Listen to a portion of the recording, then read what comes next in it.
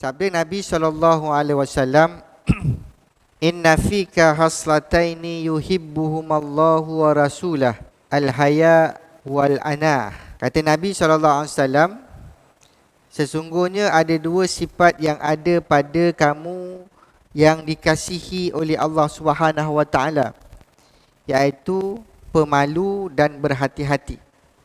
Ada dua sifat yang Nabi kata, kalau ada pada kamu ini, sesungguhnya Allah yuhibbuhumallah.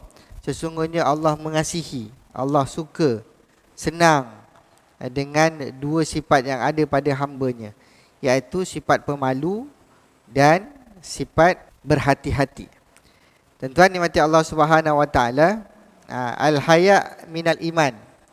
Malu ini sebahagian daripada iman. Dan sifat malu ini merupakan satu sifat yang menghalang seseorang hamba itu daripada melakukan kemungkaran, melakukan dosa, maksiat. Ni malu. Malu ini sifat Nabi SAW yang kena ada pada kita semua sebagai orang-orang yang beriman. Sebab itu Nabi sebut kan, sifat haya wal iman, dia kembar. Tau'an ni, dia kembar. Antara malu dan iman itu, dia berkembar, sentiasa bersama. Apabila salah satunya dicabut, apabila salah satunya tertanggal, maka hilanglah yang lainnya. Antara iman dengan malu ini, dia kembar, dekat, sama, sentiasa bersama. Kalau salah satu dia tertanggal, tercabut, maka hilanglah yang lainnya. Sebab itu iman kita kena jaga. Iman kita ini kena jaga, kena pupuk. Sebab sifat iman kita ini yazid wa yanqus. Dia bertambah dan dia berkurang. Masa bulan Ramadan, dia bertambah. Sebab banyak syaitan-syaitan diikat pada bulan Ramadan. Kita pula suka kepada amal-amal baik. Puasa, dia menyekat laluan-laluan syaitan. Maka 30 hari kita puasa, kita malam kita bertarawih, kita memperbanyakkan membaca Al-Quran, bertadarus, berzikir, bangun malam 10 malam terakhir, maka iman kita meningkat. Iman kita meningkat. Sebenarnya itulah yang kita kena buat, agar iman kita ni kalaupun tak meningkat, dia stabil, dia jangan kurang. Kalau kurang, ini masuk bulan Syawal, dah habis bulan Ramadan, masuk bulan Syawal. Syawal pun dah habis dah sebulan, masuk Zulkaidah, kan? Kalau kita leka dengan amalan-amalan, banyak benda-benda yang melukakan kita punya pahala, maka iman kita berkurang. Nak semayang berjemaah rasa malas, nak menghabiskan puasa 6 malas, kan? Rasa 6 hari tu, ya Allah, macam 6 bulan. Padahal puasa Ramadan sebulan tu sekejap je, kejam telit, dah habis dah, kan? Nak buat amal-amal lain, rasa malas.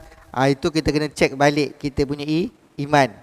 Sebab kita takut bulan Syawal, kan, banyak makan, banyak berhibur, jadi iman kita susut. Sebab itu tuan-tuan yang mati Allah Subhanahu wa taala, iman dan malu itu ada dua yang bersamaan, dia bersama. Kalau salah satu daripadanya tercabut, tertanggal, kan, maka akan hilang yang lain. Sebab itu kita sifat orang Islam ni, memang kita ada sifat malu. Cukuplah kalau ada rasa malu dengan Allah Subhanahu wa taala. Kalau kita nak buat dosa dan maksiat, walaupun kita buat secara berseorangan, contoh, kan, buat secara berseorangan, tapi kita tahu Allah yang Maha melihat, Allah yang Maha mengetahui, maka kita ada sifat malu. Sebab itu dalam kitab hadis Matan Arba'in itu, kan dia hadis yang kedua, yang ketiga, tak silap saya, ditanya mahwal Islam, ma huwal iman, ma huwal ihsan. Malaikat Jibril ni datang turun dengan pakaian yang bersih putih, tidak terdapat tanda-tanda dia berjalan jauh, tapi datang. Sahabat-sahabat tak kenal. Selalu tak kenal ni orang datang, orang luar datang. Bila orang luar datang ni kita kenal, tapi tak ada tanda-tanda yang dia tu daripada perjalanan jauh. Kalau dulu mana ada kenderaan kan, naik unta je. Kalau jalan jauh mestilah berabuk kan, apa kusut masai sikit sebab dengan bawah matahari, ribut, angin dan sebagainya. Tapi Jibril datang duduk rukbatahi ala rukbatahi. Dia duduk lutut bertemu lutut dengan Nabi SAW. Dia tanya Nabi, mahwal Islam. Nabi jawab, Islam tu 5 rukun. Dia tanya Nabi, lepas Nabi jawab, sadaqta, betul jawapan kamu. Dia tanya lagi, mahwal iman. Nabi jawab, rukun iman yang 6 itu. Maka dia kata, sadaqta, betul jawapan kamu. Dia tanya lagi, mahwal ihsan. Ihsan. Ni yang Nabi jawab, anta'budallah ka'annaka tarahu fa'in lam takun tarahu fa'innahu yarak. Dia kata sadaqta. Ihsan itu anta'budallah. Kamu beribadah kepada Allah ka'annaka tarahu. Seolah-olah kamu lihat Allah. Macam kita lah kan, dalam pembarisan ada orang cek nak bagi markah. Kita rasa orang tengok kita, tang tu lah, tang pengadil nak bagi markah tu lah kita betul-betul berbaris. Kan, kiri, kanan contoh. Kalau hari 31 Ogos ni tak lama lagi ni kan. Masa itulah kita rasa betul diperhatikan. Jadi kata Nabi, ihsan tu anta'budallah ka'annaka tarahu. Kamu beribadah seolah-olah kamu lihat Allah. Kamu nampak Allah. Kamu nampak Allah tu tengok kamu. Kita nampak. Maka kita akan semayang, beribadah secara betul. Fa'in lam takun tarahu fa'innahu yarak. Tapi kamu kena yakin bahawa kamu tidak akan nampak Allah. Bila kamu tak nampak Allah, kamu kena ada satu CCTV yang yakin bahawa Allah melihat kamu. Allah Maha melihat. Fa'innahu yarak. Bahawa Allah melihat kita. Maka apabila Allah melihat kita itu, di mana-mana pun kita berada, maka kita akan melakukan perkara-perkara yang baik. Malu kalau nampak. Malu kalau kita buat mungkar itu Allah nampak. Contoh begitu. Itu sifat malu. Mesti ada malu kita ni. Sebab itu malu itu satu sifat yang mencegah manusia daripada melakukan kemungkaran. Macam tuan-tuan sekarang ni semua ni kan, tuan-tuan yang semayang, jaga waktu semayang kan. Kita nak masuk kedai sport Toto pun malu kan. Masuk je, bukan nak beli pun. Nak berdiri kat depan kedai tu pun kita malu. Kan orang kata aku apalah ni apa semua. Kita rasa bersalah. Itu nama sifat malu. Al-haya itu ada iman. Sebab kita duduk kat tempat mungkar. Ni keadaan dia. Ataupun kita kat mana-mana kan, tempat-tempat mungkar, kita rasa malu kalau orang nampak aku. Kalau orang nampak pun malu, ya Allah, kat mana nak letak muka aku ni? Tempat-tempat mungkar. Sebab tu hiburan salah satu daripada perkara-perkara yang penjajah bawa masuk dalam negara umat Islam untuk meruntuhkan sistem sosial umat Islam. Hiburan. Kita kena sedar benda tu. Jangan kita okeylah nak pergi, kalau tak nak pergi tak payah beli. Kan? Kalau tak suka Coldplay tu tak payah pergi, tak payahlah beli tiket. Kita bukan sekadar nak cakap macam tu tak, tapi konsert itu adalah perkara mungkar. Bila perkara mungkar, dia berlaku mungkar, dia akan membuang sifat malu manusia.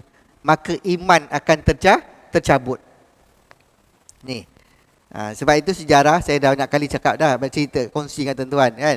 Sejarah Andalusia, pemerintahan Islam di Spanyol kan. 800 tahun Islam memerintah di Spanyol. Antara faktor-faktor kalau kita baca sejarah, faktor-faktor keruntuhan kerajaan Islam Andalusia di Spanyol 800 tahun merintah, itu lama tu 800 tahun tau. Dalam sejarah Islam, apabila berlaku 100 tahun akan lahirnya tajdid baru, akan lahirnya pemimpin Islam yang baru yang memimpin manusia. Ini Islam memerintah 800 tahun. Antara faktor-faktor keruntuhan kerajaan Islam Andalusia di Spanyol itu ialah hiburan. Hiburan dibawa masuk ke dalam negara Islam dan diberikan kepada anak-anak muda untuk berhibur. Seronok, hiburan ni seronok sebenarnya. Kan? Hiburan tu seronok. Sebab tu orang Segamat memang sangat suka dengan karaoke. Kalau saya bohong tuan-tuan boleh nafikanlah. Tapi saya dah 5 tahun duduk kat Segamat ni. Ni ayah-ayah saya ni lagilah kan. Lahir kat Segamat, besar kat Segamat, tua kat Segamat kan. Betul ke tidak apa saya cakap? Orang Segamat ni bila karaoke memang sangat suka. Hari raya, jamuan hari raya pun ada karaoke. Apa-apa majlis kenduri kendara ada karaoke. Mungkin itu budaya tapi sebenarnya kita kena buang. Sikit-sikit buang perkara-perkara hiburan yang boleh melalaikan kepada kita. Itu contoh begitu.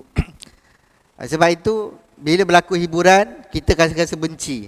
Apatah lagi yang datang itu penyanyi-penyanyi itu adalah mereka yang bawa budaya barat yang songsang. LGBT ni tuan-tuan. Ni mengundang kepada murka Allah Subhanahu Wa Taala. Menyuruh benda makruf dan masa yang sama mencegah benda mungkar. Tu saya pernah sebut dengan tuan-tuan dulu kan. Kalau kita dapat tahu satu buah rumah itu orang lelaki masuk untuk berkhalwat. Rumah tu rumah orang perempuan. Datang lelaki masuk. Kita tahu dia masuk, kan? Dia tahu. Kita tak boleh tunggu sampai dia berzina baru kita nak ketuk pintu. Kita tak boleh tunggu sampai dia berzina ataupun kita tengok dia berzina baru kita nak ketuk pintu. Tak boleh. Kita mesti cegah sebelum dia masuk ataupun dia baru masuk. Kita cegah dulu daripada dia melakukan mungkar. Itu konsep dalam Islam. Kuntum khaira ummatin ukhrijat linnas ta'muruna bil ma'ruf wa tanhauna 'anil munkar wa tu'minuna billah. Bila kamu suruh buat yang ma'ruf dan kamu cegah benda mungkar, sifat kamu mesti beriman kepada Allah Subhanahu Wa Taala. Itu sifat kita. Tu keadaannya. Jadi sama-sama tuan-tuan berdoa pada Allah agar perkara-perkara mungkar yang berlaku dalam negara kita yang diundang mudah-mudahan tidak berlaku dalam negara kita ini. Kan? Itu menyebabkan apa? Ni yang kita bincang malam ni. Dia akan menyebabkan malu itu akan tertanggal daripada sifat orang-orang yang beriman. Sebab itu kita kena berhati-hati. Nabi sebut dalam hadis ini kan, 2 sifat yang dikasihi oleh Allah. Allah suka yang ada pada kita. Apa dia? Sifat pemalu dan berhati-hati.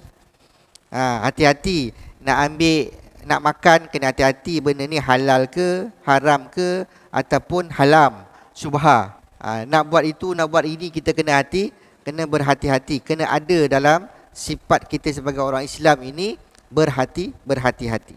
Baik tuan-tuan, panjang cerita. Jadi itu kita kena jaga. Jangan sampai sifat malu ini hilang dalam ahli keluarga kita, anak-anak kita. Orang perempuan, Allah suruh tutup aurat. Aurat perempuan seluruh anggota badan kecuali muka dan 2 pergelangan tangan. Kenapa Allah suruh orang perempuan tutup aurat? Sebab Allah nak muliakan dia sebagai hamba, sebagai seorang perempuan.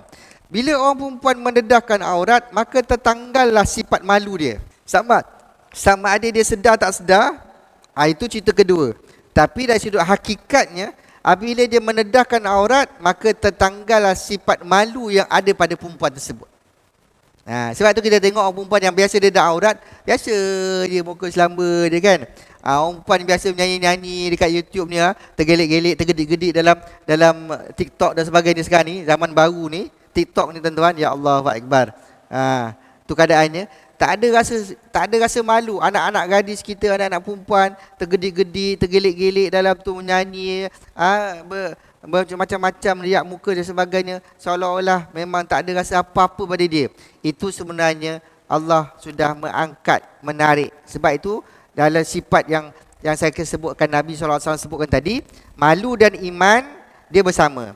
Apabila salah satunya tercabut, tertanggal, maka hilanglah segalanya. Wal'iyadzubillah.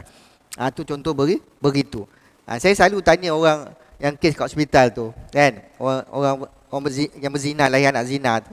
Masa kamu berzina, kamu tutup aurat ke? Saya kata. Saja tanya. Kan? Tak adanya kan, jawapan tu memang tahu dah. Tak ada. Tak adanya di kalangan mereka tu yang mengaku ketika dia berzina dia menutup aurat, tak ada. Ketika dia berzina, dua-dua tertanggal auratnya. Orang ni tengok aurat orang tu tengok aurat orang ni. Tu zina. Sebab tu ketika itu tertanggal iman, tertanggallah rasa malu dan hilang segala-galanya. Tak rasa dosa, tak rasa apa, rasa seronok begitu. Dia tu menyesal dah mengandung dah, misal macam mana nak bunuh orang, dosa pula. Tunggulah bersalin. Saat bersalin, suruh buka baju, tak nak pula, malu. Cuba awak buka baju sekarang depan ustaz.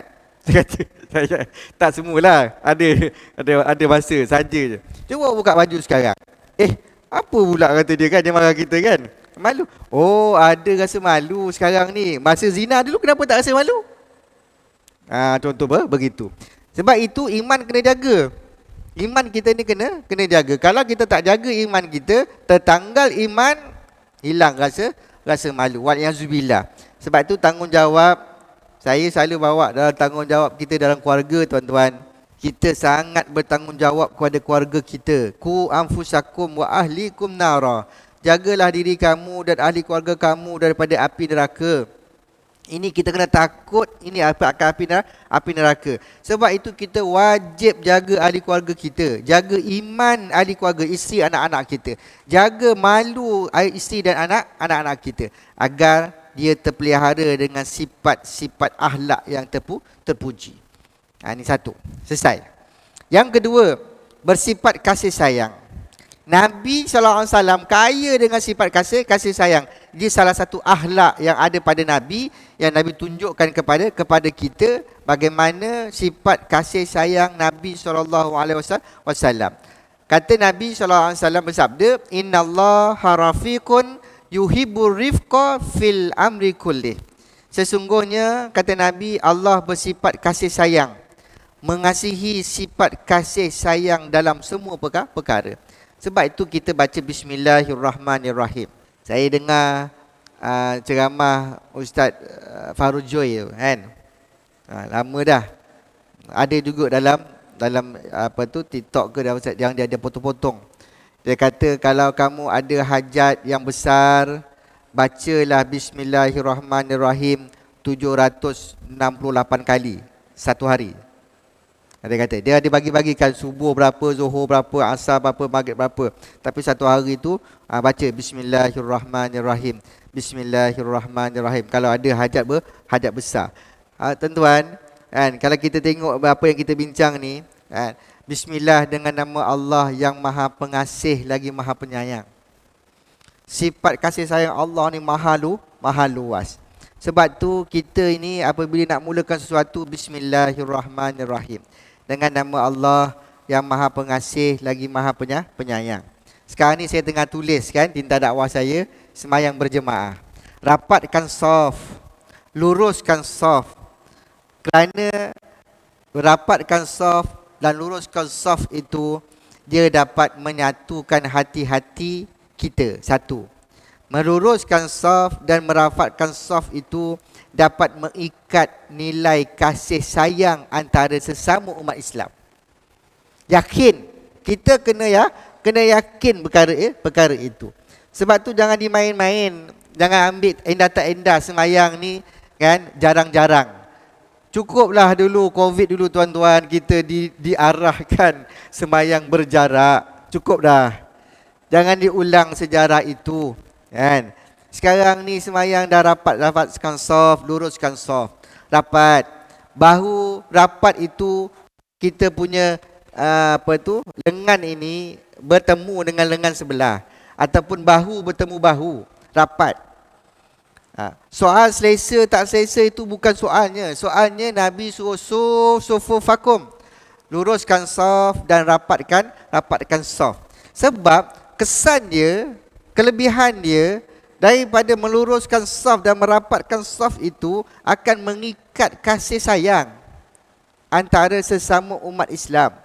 Akan menyebabkan hati-hati kita ini terikat lurus. Sebab itu bila saf tak tersusun lurus, kata Nabi, apabila sembahyang kamu tidak meluruskan saf, maka hati-hati kamu akan berselisih. Hati-hati kamu akan berselisih. Sebab tu imam, sunat bagi dia apabila nak mulakan solat, dia pandang makmum. Kan? Dia pandang makmum tu bukan nak tengok makmum tu macam mana, tak. Tapi nak pastikan makmum sudah berada pada saf yang lurus, rapat dan meluruskan saf. Meluruskan saf itu berpandukan kepada tumit kaki. Kalau kerusi, kaki kerusi belakang tu. Kaki kursi belakang tu, kata tu ayah-ayah saya yang duduk atas kursi, kaki kursi belakang itu selari dengan tumit orang sebelah yang berdiri. Tumit orang sebelah yang berdiri. Kaki kursi belakang dengan tumit orang sebelah tu selari. Itu dari sudut meluruskan saf. Itu keadaan. Itu kaedah Islam. Kenapa suruh kita meluruskan saf dan merapatkan saf. Sebab tu hari ini orang tak ramai datang sembahyang berjemaah. Yang datang sembahyang jemaah pun tak jaga saf. Macam mana hati umat Islam nak lurus? Macam mana hati umat Islam nak diikat dengan kasih sayang? Sebab itu dekat masjid bergaduh. Kan, pengurusi dengan ahli kuasa pun bergaduh. Kan, tak sepahaman, bertelengkah. Lepas tu orang tu letak jawatan, orang ni terik diri. Lama senyap tu masjid tak ada sesiapa nak uruskan. Contoh, kat Seramat tak berlaku lah agaknya, wallahualam. Tapi itu pun puncanya. Sebab itu Nabi sunnahkan dalam kehidupan Nabi solat berjemaah. Walaupun solat berjemaah ni hukumnya fardu kifayah, kan tuan-tuan. Kalau ada orang nak buat yang orang lain tak payah, kan. Tapi sunnah Nabi tak pernah sembahyang bersendirian fardu dekat rumah. Sembahyang fardu Nabi dekat masjid secara berjemaah. Inilah sunnah agung besar yang Nabi tinggalkan kepada kita, yang kita ambil acuh tak acuh. Sebab itu umat Islam usulnya kat Malaysia Melayu ni susah nak bersatu. Penyatuan ummah tu susah. Sebab yang tak datang solat pun lagi ramai daripada yang datang solat berjemaah. Kalau tuan-tuan tak percaya, kalau semua orang ada kesedaran, semua datang sembahyang berjemaah, saf lurus rapat, tuan-tuan tengok. Buat tempoh 40 hari. Tak lama, 40 hari. Sebab 40 hari itu syarat beramal. Syarat beramal untuk jadi matang. 40 hari saf lurus sampai belakang, orang semua datang sembahyang berjemaah, lurus saf, rapat saf, kan, 40 hari. Tidak akan berlaku perubahan dalam masyarakat kita itu. Sebab yang menjaga hati kita Allah. Yang memberikan sifat kasih sayang sesama kita ni Allah. Kita tak boleh beli jiwa manusia dengan wang ringgit. Jangan. Tak boleh beli jiwa manusia dengan duit. Tabur duit, okey, semua sokong saya. Tak. Sebab hati manusia tak boleh diikat dengan kebendaan. Hati manusia diikat dengan iman. Sebab tu iman itu salah satu daripada asas modul yang saya tulis hari ini. Modulnya adalah solat berjemaah. Baru kasih sayang itu akan berkembang di kalangan umat Islam. Kalau kita abaikan solat berjemaah, abaikan luruskan saf, rapatkan saf, kan, selagi itulah hati-hati umat Islam semua akan berpecah-pecah. Susah nak disatukan. Hatta dalam keluarga pun susah. Suami isteri kahwin 30 tahun, kahwin 40 tahun pun tak boleh hidup damai. Apatah lagi yang kahwin 3-4 tahun, tak boleh. Anak-anak membesar pun mak bapak tak boleh nak ikat hati anak-anak tu agar anak-anak itu hormat kepada orang tua. Anak-anak ni jaga solat, anak-anak ni beramal dengan amal Islam pun susah. Itu dalam keluarga yang lahir daripada satu rahim, satu perut ibu. Anak 8 orang. Susah nak dikontrol. Sebab apa? Sebab hati itu Allah yang jaga. Maka kita kena kembali kepada Allah yang menciptakan hati manusia. Barulah kasih sayang itu akan dapat diwujudkan dengan sifat kasih sayang, rahmah. Kasih sayang. Binatang pun ada kasih sayang. Lahirkan anak, pandai nyusukan anak, pandai sayang pada anak. Itu keadaannya. Susah tuan-tuan yang dirahmati Allah SWT kalau kasih sayang ini tidak dipupuk dengan nilai iman kita kepada Allah Subhanahu Wa Taala. Sebab itu hari ni ramai orang hilang kasih sayang. Hilang kasih sayang, sentuhan. Sentuhan ni kan, kalau kita cerita tentang suami isteri, sentuhan ni lain cerita, sentuhan. Tapi perlu suami isteri bersentuh, sentuhan itu. Itu jugalah yang dipraktikkan dalam solat. Kenapa mesti kita rapatkan saf tu bersentuh? Ni, walaupun berlapik, baju dengan baju kita berlapik, tapi kita bersentuh. Sentuh itulah yang mengikat hati-hati manusia. Dengan kasih sayang. Kan? Beza kalau kita beri nasihat orang, ni pengalaman saya lah. Kalau lelaki, kan? Bila kita berdepan, kita bercakap itu, dia berbeza dengan kita duduk dekat dengan dia, kita pegang bahu dia. Beza. Penerimaan dia tu berbeza. Kalau kita cakap berdepan ni gini, ada ngangguk, tanya tidak, wallahualam. Tapi kalau kita duduk dekat dengan dia, kita pegang peha dia, kita pegang bahu dia, kan? Sentuhan itu dengan ucapan dia berbeza. Berbeza penerimaan dia. Sebab itu kita dalam keluarga pun begitu. Kena ada sentuhan. Dari situlah akan timbulnya kasih sayang sesama kita. Ini mahal. Kasih sayang ni mahal tuan-tuan yang dirahmati Allah Subhanahu Taala. Sesama kita umat Islam ni, kalau ada kasih sayang, kita tak akan berlaku macam hari ni. Kan? Maki, hamun apa semua, ya Allahu Akbar. Fitnah, caci merca dan sebagainya, ini itu semua lahir daripada sifat hilang, tanggalnya kasih sayang dalam diri kita. Wallahu a'lam tuan-tuan dirahmati Allah Subhanahu taala. Kita sambung lagi pada akan datang perbincangan kita dalam perkara akhlak-akhlak daripada sunnah Nabi SAW, perkara riya, sum'ah dan ikhlas. Apa beza antara ketiga itu? Rasulullah telah tunjukkan kepada kita. InsyaAllah kita sambung perbincangan ini pada masa akan datang dengan izin Allah Subhanahu Wa Taala. Assalamualaikum warahmatullahi wabarakatuh.